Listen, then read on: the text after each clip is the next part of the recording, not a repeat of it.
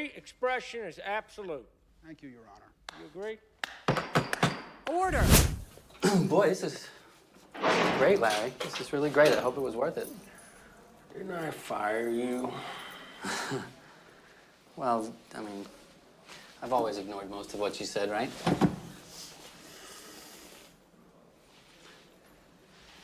Well, listen, I know the timing is lousy, but you remember your little Campari ad, the Jerry Falwell in the outhouse with his mother, and well,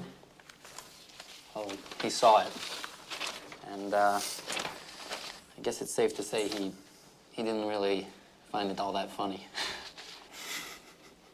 Okay, and he is suing you for libel and intentional infliction of emotional distress. And he is asking for $40 million. This is Jerry Falwell in his home state. So, if you're up to it, we really ought to figure out how you want to deal with this.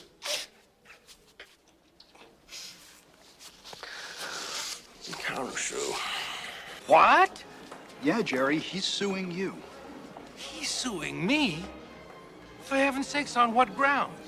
Well, you Xeroxed his ad, and you sent it out in 1 million fundraising letters. Yeah, so? But you didn't get his permission, and that's copyright infringement. The depth of his depravity sickens me.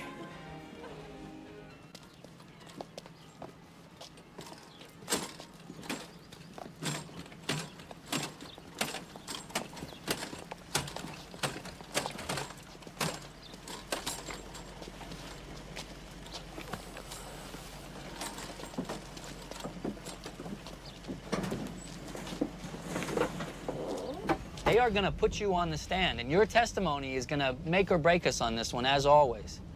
So downplay how much you hate Falwell. You've got to make them understand that it was just a joke. Just a clown. Hey, take this one seriously, Larry. Don't fuck it up for yourself, because this is going to be the most expensive case you've ever had if you lose. Okay!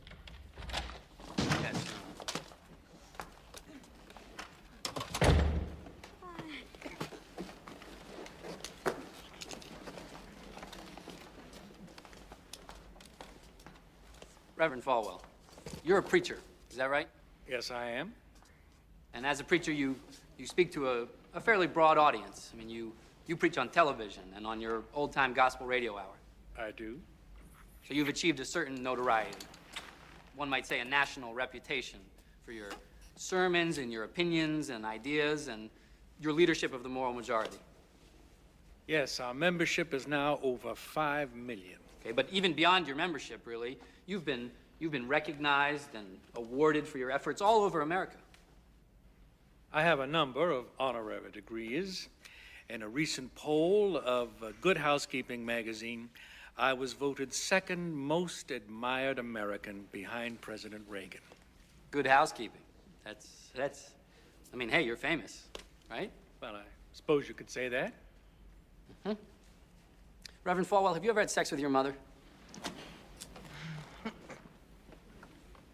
Absolutely not. Never? I mean, you never in the outhouse, as Hustler magazine suggested? That is an absurd question. My mother was a very godly woman, and as close to a saint as anyone I have ever known. I'm sure she was. Reverend, have you ever preached while you were drunk? Drunk? Yes. Never. Never. I mean, you never even had a few too many at lunch and then went back on the radio once? That is a totally outrageous suggestion. Totally outrageous? Totally. You don't think that some people, Reverend Falwell, despite your reputation, might have reason to believe that you could do that? I would find that very difficult to believe. So really what you're telling me is that nobody could reasonably think that these statements about you were true? Yes, that's what I've been saying. Okay. Reverend Falwell, at the beginning of this trial, Judge Kirk gave very specific instructions to this jury, okay?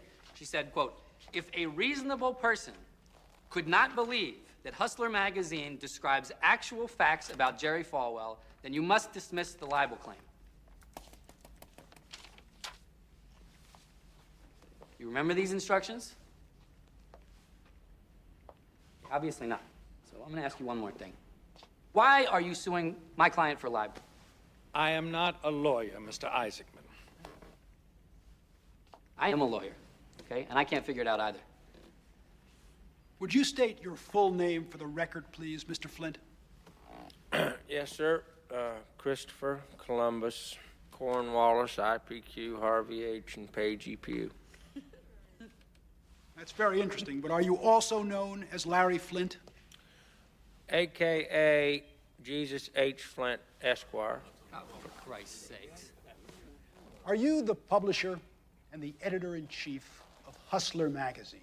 I am the publisher of the most tasteless, sleaziest, most disgusting, greatest porn magazine on the face of the earth. Thank you. I have in my hand Exhibit B, which is a typewritten script of the Campari ad. When you approved this ad, did you have any specific knowledge that the Reverend Falwell had ever engaged in sexual intercourse with his mother? No, but I have a photograph of Falwell having fellatio with the sheep. Now, I don't think... Your Honor, my client is in a heavily medicated, mentally agitated state. We will stipulate that no such document exists. I have it, and Mr. Fartwell is a liar, a glutton, and a Mr. sheep of fire. Flint, my client's name is Jerry Falwell. Jerry Falwell. That's what I said, Jerry Fartwell. Are you trying to hold the Reverend Falwell up to ridicule, No, contempt, scorn, truculent. obloquy? Parlez-vous français? Oh, je parle français mieux que toi, monsieur. Oh, embrassement derrière, mon ami. Oh, God, my French is so rusty. It's just Bon so appetit. rusty. Bon appetit. I love her. Quiet in the courtroom. I love you, baby. Jesus loves me. Mr. Flint, do you have an aversion to organized religion? A virgin? No, aversion. You heard me, Mr. Flint. An aversion to organized religion. You bet your sweet ass I do. And do you think that gives you license to mock the leaders of great religious movements? Well, goddamn right. Larry, no, objection, Your Honor. This is totally irrelevant. Overruled.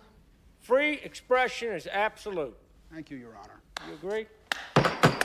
Order. Ma'am, if you can't control yourself, you're going to have to leave the courtroom. So that it was your intention to hold Reverend Falwell out to be a hypocrite, wasn't it? Well, that's what he is. But didn't it occur to you that Reverend Falwell must have an integrity that people can believe in if he is to practice his profession?